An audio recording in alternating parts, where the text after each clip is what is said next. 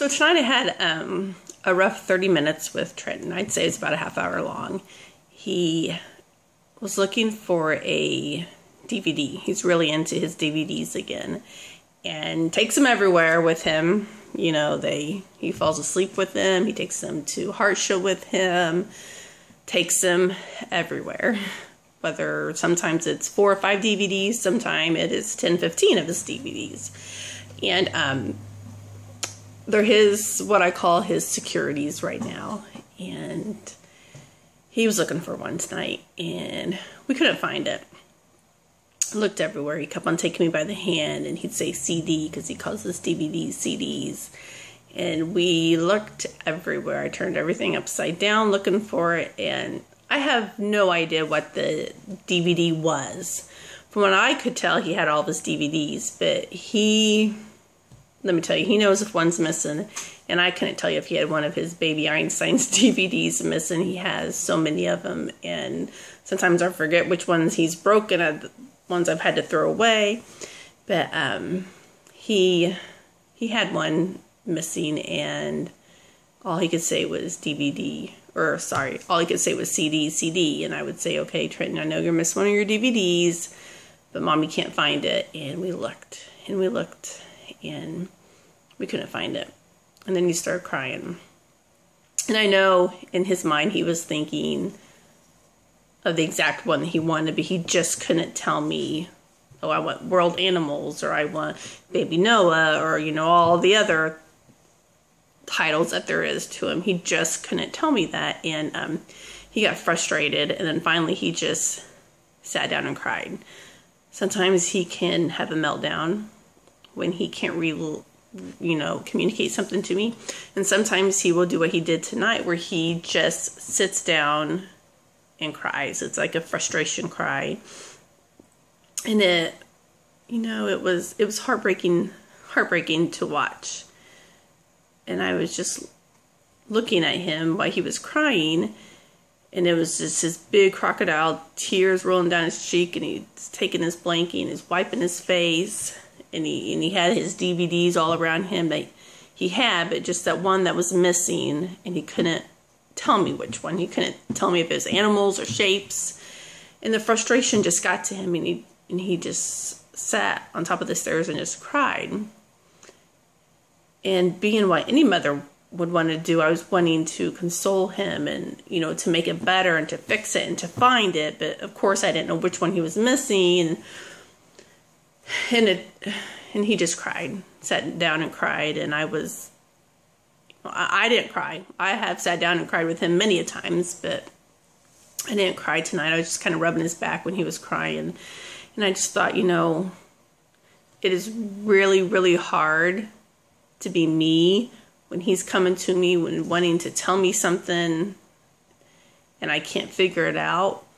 But just think how hard it is to be Trenton when he knows what he wants, but he can't say it. And then on top of not being able to say it, his disability affects his behavior, and then he can't control his behavior, and he can't control how he reacts to his frustrations. And it's just, I don't know, I really try to put myself there thinking, gosh, what would it be like? And sometimes I get mad over, I don't know, the littlest things, and it doesn't mean anything to, not mean anything. It just doesn't compare. That's what the word I'm trying to say. It just doesn't compare to the frustrations that Trenton goes through. And then it makes me get so angry at myself because I, might step outside and, I don't know, crack my sunglasses and need a new pair. Well, that's something simple. Trenton, why should I be mad that I broke a pair of sunglasses when Trenton is mad because he can't tell me what he wants and he can't relay what he wants? And I just sometimes really try to put myself in his shoes, and then I feel guilty for getting so frustrated with him because he can't help it. He can't help it at all, and how frustrated he must be to not be able to communicate and to say what he wants. And it's just, it's hard. So if you ask someone, what's it like to have a child that can't tell you what he wants, it's hard. It's nothing can put into words how it changes your life, changes absolutely everything. And even though I have almost everything in place for him to be able to communicate with me when he can't think of it, his iPad that has a communication device, and I have the PEX systems around the house. I have several things able right there for him to be able to communicate it, but his disability doesn't even allow him to be able to communicate in other ways when he can't express it verbally. And how hard that must be. I know there's a lot of disabilities out there when, or things have happened to people where they can't verbally talk, but they're able to express in other ways. And that would be really extremely hard too. But Trenton's body, his behavior doesn't even allow him sometimes to express it in other ways. You all know, and you can tell by the pictures on my blog, that he can spell. He's a great speller. He can spell, animal names. He can spell all the shapes. He can spell all the colors. He can spell all kinds of things. But to be able to spell, the title of his DVD, he can't. And, or even to be able to spell something, DVD animal. He can't, even though he can spell animal, he just can't type it to express it to me when he's built up a frustration when he wants to communicate it. It's just really, autism is just extremely hard disability to understand in the first place, and trying to explain to people how, Trenton can spell words and he can, intermittently say things, but as far as, random communication, it's functional communication is just not there. And then I of course I worry about that because he's going to be 5 next month, and I can't believe we've been on this road of therapies for 3 years.